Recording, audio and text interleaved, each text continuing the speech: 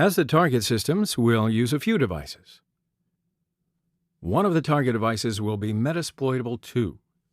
Metasploitable is an intentionally vulnerable Linux virtual machine created by Rapid7, who produces Metasploit Project as well.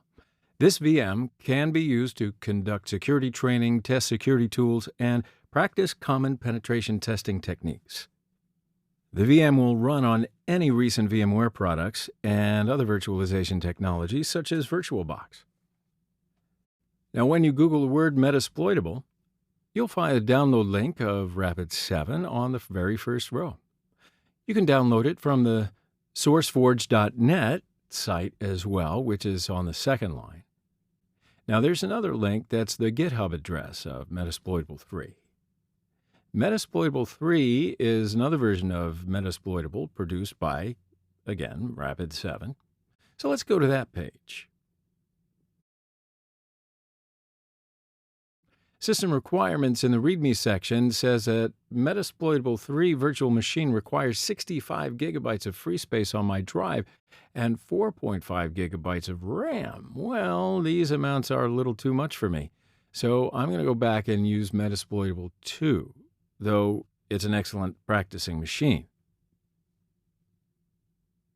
So turn back to the Google Search tab and click the first link, go to the official download page of Metasploitable, fill out the form, and click Submit to download Metasploitable 2 Linux Virtual Machine. So I've already downloaded it and opened with my VMware Fusion.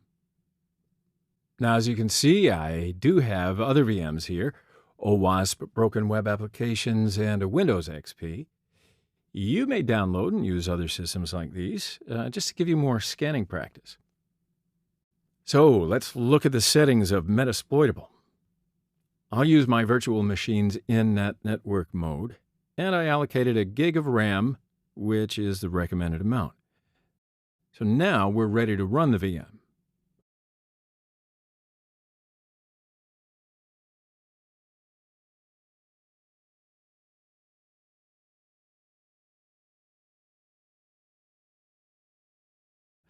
And as you can see, there are a lot of services that start when the operating system starts. Username is msfadmin, and the password is the same. So check the IP address and see if it's in the same IP block with your Kali machine using the ifconfig command. So looking at the OpenTCP ports using netstat-tnlp, you will see a lot of ports are open. And looking at the services up and running using ps-aux, you'll see a lot of these services as well. These increase the attack surface of the machine, which is just what we want.